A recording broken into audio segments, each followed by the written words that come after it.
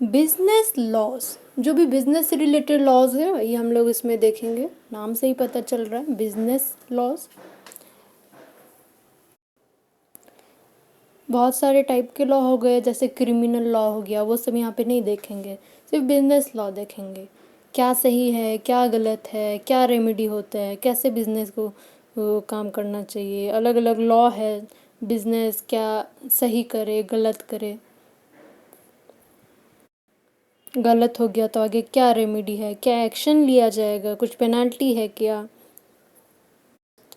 तो हर चीज़ यहीं से पता चलता है। बिजनेस लॉज बहुत सारे एक्ट है इसमें। सबसे पहले है, हम लोग देखेंगे, द इंडियन कॉन्ट्रैक्ट एक्ट 1872। अच्छा, कोई भी एक्ट का सबसे जो भी वर्ड्स है, नाम है, जैसे इंडियन कॉन्ट्रैक्ट एक्ट, तो इसमें जो भी वर्ड का पहला लेटर है वो हमेशा कैपिटल लिखना होता है। जैसे Indian contract act, I capital, C capital, A capital, फिर कॉमा देके ईयर, जब से वो इन्फोर्स हुआ था, मतलब जब से वो लागू हुआ था। तो ये कब से लागू हुआ था? 1872, इसलिए नाम है the Indian contract act 1872। Unit 1, nature of contract. Introduction. अच्छा, दो चीज़ होते हैं, एक होता है डेट ऑफ इनैक्टमेंट और एक होता है date of enforcement. Date of enactment मतलब जिस दिन बिल पास हुआ था। पहले तो ड्राफ्ट किया जाता है कि हाँ ऐसे ऐसे होना चाहिए, जिस दिन बिल पास हो गया कि हाँ ये लागू किया जाएगा, वो हो गया डेट ऑफ इनैक्टमेंट। लेकिन कब से लागू होगा, ऐसा तो है नहीं जिस दिन बना उसी दिन से लागू, उसका भी डेट रखा जाता है कि इस दिन से ये लागू हो जाएगा। तो जिस दिन से लागू होता है वही मेन है डेट ऑफ एनफोर्समेंट, या डेट ऑफ कमेंसमेंट भी बोलते हैं। तो ये एक्ट लागू हुआ था सितंबर 1, 1872।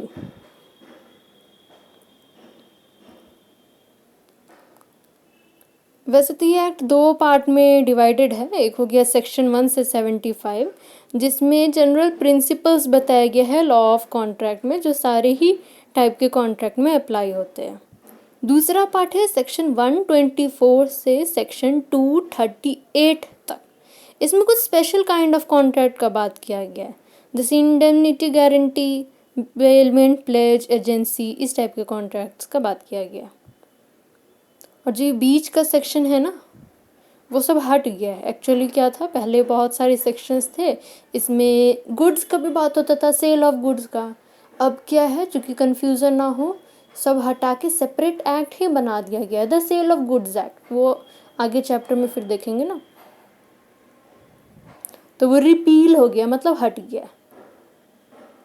तो ये लागू हुआ था कब से? 1 सितंबर 1872, मतलब ब्रिटिशर्स के समय, जब इंडिया आज़ाद भी नहीं हुआ था, उस वक्त से ये चले आ रहा है। जो भी चेंजेस हुए बाद में, ज़माना के हिसाब से, नीड के हिसाब से चेंजेस होते रहते हैं, एंड उस चेंजेस को बोलते हैं अमेंडमेंट्स, कि ये अमेंडमेंट हुआ है, ये चेंज हुआ है। कुछ अगर हट गया है तो उसको बोलेंगे रिपील, वो रिपील हो गया है।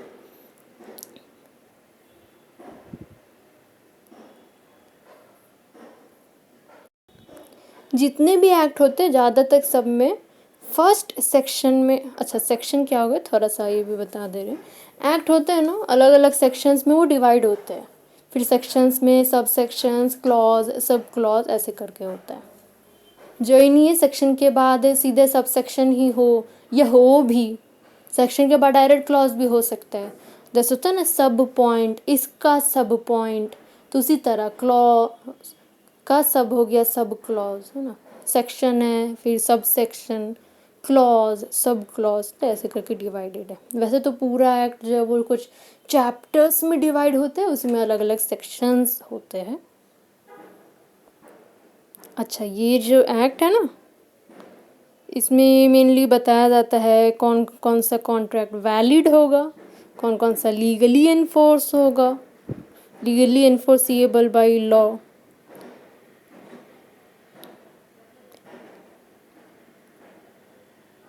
It does not prescribe so many rights and duties which the law will protect or enforce.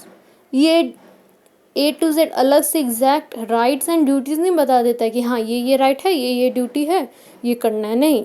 ये वैसे नहीं करता है। Instead it contains a number of limiting principles subject to which the parties may create rights and duties for themselves.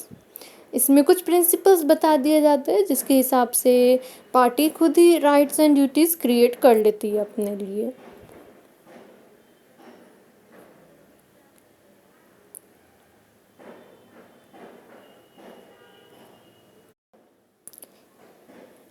बहुत सारे चीज़ है इसमें, सब आगे देखेंगे, पहले तो आ जाते हैं अब। अच्छा, लागू कहाँ होता है? Applicability of act. सारे ही एक्ट का सबसे फर्स्ट सेक्शन होता है कहाँ कहाँ वो लागू होगा, एप्लीकेबिलिटी ऑफ एक्ट। तो ये जो एक्ट है वो होल ऑफ इंडिया, हर जगह लागू होगा इंडिया में। पहले था कि जम्मू एंड कश्मीर में लागू नहीं होता था, बट जो धारा 370 सुने हैं ना, वो जो हुआ था सेक्शन 370 वाला, उसके बाद से अब ये जम्मू एंड कश्मीर में भी लागू है, तब होल ऑफ इंडिया के लिए लागू हो गई है, इंडिया में हर जगह। ठीक है, ये सब तो ठीक है। अब आते हैं मेन, कॉन्ट्रैक्ट आखिर है क्या? तो सेक्शन 2 क्लॉज एच, जैसे कि बोले थे ना, जो ही नहीं सेक्शन के बाद सब सेक्शन नहीं होगा, यहाँ पे सेक्शन के बाद डायरेक्ट क्लॉज है, section 2 clause H of the Indian contract act. अच्छा, ये भी जो ही नहीं है कि ABCD है मतलब क्लॉज ही होगा, हो सकता है क्लॉज हो बट वो नंबर में हो, जैसे कंपनीज एक्ट में तो है ऐसा बहुत सारा, बट ऐसा क्यों? A to Z में तो लिमिट हो गया ना, 26 ही हो पाएगा, फिर तो 26 क्लॉज ही बन पाएगा एक सेक्शन, एक सब सेक्शन के अंदर, जिसके भी अंदर। तो इसलिए नंबर्स में क्या है, वो तो अनलिमिटेड, तो बहुत जगह ABCD की जगह नंबर्स भी यूज़ हो जाता है क्लॉज में, बट जनरली सेक्शन नंबर में होता है, सब सेक्शन भी नंबर में होता है, क्लॉज अल्फ़ाबेट्स में होता है, और सब क्लॉज जो है वो रोमन नंबर में होता है। ठीक है, तो कॉन्ट्रैक्ट क्या है? सेक्शन 2 क्लॉज ई में बोला गया है, an agreement enforceable by law. तो इसमें दो एलिमेंट्स आ गए, एक पहला एग्रीमेंट होना चाहिए, दूसरा एनफोर्सिएबल होना चाहिए लॉ से। मतलब क्या है इसका, सब धीरे धीरे देखेंगे। अच्छा, पहले थोड़ा सा एक एग्जाम्पल लेते हैं। सपोज A है, B है, अलग अलग पर्सन है ये लोग। A B को ऑफ़र दिया कि क्या तुम मेरे कार को 2 लाख रुपए में खरीदोगे? B का मर्जी, वो हाँ भी बोल सकता है, ना भी बोल सकता है। अब अगर वो ना बोल दिया, मतलब क्या? A ने तो ऑफ़र दिया था, B ना बोल दिया, मतलब एक्सेप्टेंस नहीं मिला। हाँ बोल दिया मतलब एक्सेप्टेंस मिल गया। अब चूंकि एक्सेप्टेंस मिल गया है तो ये क्या बन गया? प्रॉमिस, एग्रीमेंट बन गया। ये कंसिडरेशन भी है। कंसिडरेशन मतलब क्या? समथिंग इन रिटर्न, बदले में कुछ ना कुछ तो चाहिए। आखिर ऑफर कोई भी चीज़ का ही होगा ना, बदले में तो कुछ मिलेगा ही ना, ऐसे ही तो नहीं होगा। गिफ्ट वगैरह कुछ कुछ एक्सेप्शंस है, वो आगे देखेंगे, बट ऐसे जनरली तो वो जितने भी पार्टी सबको कुछ ना कुछ मिलेगा। जैसे इस केस में A B को कार देगा, B A को 2 लाख रुपीज़ देगा, तो A के लिए कंसिडरेशन 2 लाख हो गया, B के लिए कंसिडरेशन कार हो गया, सिंपल। अच्छा ठीक है, तो ये तो बन गया एग्रीमेंट। क्या ये इन्फोर्सिबल है? बिल्कुल है। इन्फोर्सिबल मतलब क्या? अगर कोई अपना काम नहीं किया, अपना पार्ट नहीं निभाया, या तो कोई कार देने से मना कर दिया जिसको देना था, या तो वो 2 लाख रुपीज़ देने से मना कर दिया, तो क्या वो कोर्ट में जा सकता है कि नहीं हमको चाहिए कार, या हमको चाहिए है 2 लाख जो भी नहीं हुआ है? हाँ, जा सकता है, कोर्ट आराम से उसको वो दिलवाएगा। क्या रेमेडी होता है कौन कौन से केस में, वो तो खैर एक्ट का स्पेसिफिक वो आगे देखेंगे, बट इन्फोर्सिबल तो है ना, स्यू कर सकता है कोर्ट, उसके आगे अगेंस्ट एक्शन भी लेगा, है ना। तो ये हमारा बन गया कॉन्ट्रैक्ट। ये एग्रीमेंट इन्फोर्सिबल था इसलिए बन गया कॉन्ट्रैक्ट। अगर ये इन्फोर्सिबल नहीं होता, कौन से केस में नहीं होता? सपोज कोई दूसरा एग्जांपल ले लेते, सपोज कुछ ए है, उसके अलग अलग फ्रेंड्स है बी सी डी ई, ठीक है 4 फ्रेंड्स है। सबको बुलाया है वो शाम में, या चलो बर्थडे पार्टी में बुलाया है, खैर बर्थडे पार्टी नहीं, चलो शाम में बुलाया है। अरेंज किया है पूरा, चाय नाश्ता वगैरह हर चीज़ शाम में रखा गया है। बट ठीक है वो बुलाया है, बी सी डी ई सब लोग एक्सेप्ट कर लिया कि हाँ हम तो आएंगे। शाम में कोई आया ही नहीं, कुछ भी रीज़न हो सकता है, सपोज नहीं आया। अब ए को आ गया गुस्सा, वो जाएगा कोर्ट के पास। क्या वो केस कर सकता है? क्या कोर्ट अगेंस्ट इसके अगेंस्ट एक्शन लेगी? नहीं लेगी। क्यों नहीं लेगी? ये सोशल एग्रीमेंट है, यहाँ पे कोई इंटेंशन नहीं था लीगल रिलेशनशिप क्रिएट करने का, कोई लीगल ऑब्लिगेशन नहीं हुआ है कि हाँ आना ही था, करना ही था। ये बोलो आ भी गया, लीगल ऑब्लिगेशन नहीं है ए को कि हम तो ये नाश्ता में देंगे, सपोज नहीं दे पाया, खाली चाय पिला के छोड़ दिया, तो क्या वो दोस्त लोग केस कर देगा? वैसे ठीक है जनरली लोग नहीं करते, बट क्या सही है क्या गलत है वो तो जानना चाहिए ना। तो इस केस में ये एग्रीमेंट बना था बट वो एनफोर्सिएबल नहीं था, इसलिए वो कॉन्ट्रैक्ट नहीं बना ना। अच्छा मतलब समझ रहे, ऑफर दिए, एक्सेप्टेंस मिला तो बन गया एग्रीमेंट। अगर ये एग्रीमेंट एनफोर्सिएबल है लॉ से तो बन गया कॉन्ट्रैक्ट। ठीक है, डेफिनेशन कॉन्ट्रैक्ट क्या है? An agreement enforceable by law. Agreement क्या है? सेक्शन 2 क्लॉज ई में every promise and every set of promises forming consideration for each other. Promise क्या हो गया? When the person to whom the proposal is made signifies his assent thereto, the proposal is said to be accepted. Proposal when accepted becomes a promise. Proposal और offer same ही चीज़ है, ठीक है। तो जब कोई किसी को प्रपोजल दिया है और जिसको प्रपोजल दिया है वही एक्सेप्ट कर सकता है, ठीक है। तो सपोज ए बी को प्रपोजल दिया है, बी एक्सेप्ट कर लिया, मेड ही सिग्निफाइज हिज एसेंट, मतलब क्या? एक्सेप्टेंस दे दिया है, हामी भर दिया है कि हाँ हम तो करेंगे या नहीं करेंगे, मतलब खैर ठीक है वो आगे देखेंगे कि जो भी है वो मंजूर कर लिया है, प्रपोजल एक्सेप्ट हो गया, बन गया हमारा प्रॉमिस।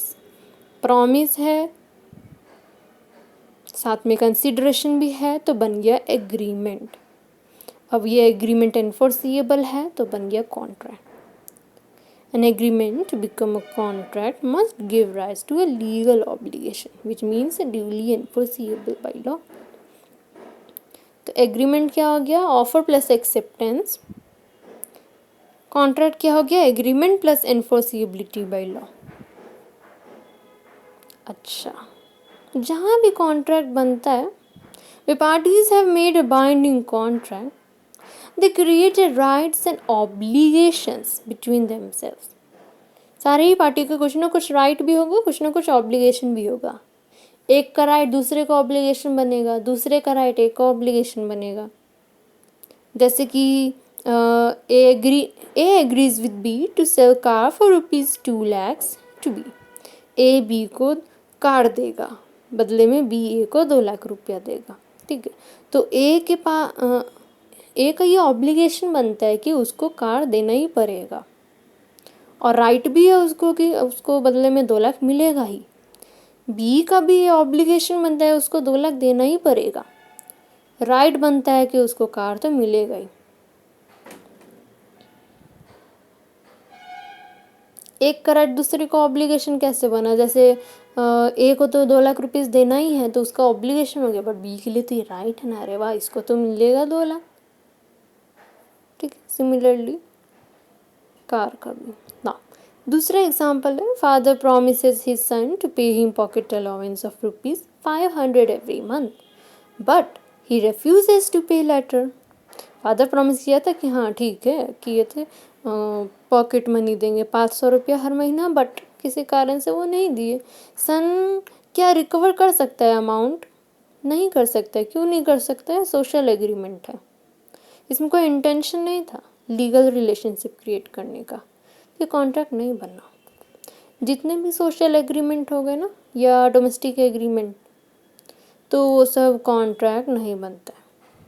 हस्बैंड वाइफ के बीच में ऐसे डोमेस्टिक के हिसाब से में अगर कोई एग्रीमेंट बना है, हस्बैंड वाइफ के ही बीच में ही अगर कोई डोमेस्टिक नहीं बट कॉन्ट्रैक्चुअल में अच्छे से बना है, लीगली इन्फोर्स करने वाला, लीगल इंटेंशन के साथ, तब वो कॉन्ट्रैक्ट बनेगा। बट अदरवाइज तो वैसे तो डोमेस्टिक एग्रीमेंट है, लीगल इंटेंशन नहीं है, या सोशल एग्रीमेंट है इनफैक्ट सोसाइटी में किसी के भी साथ, जिस तो वो भी नहीं बनेगा कॉन्ट्रैक्ट।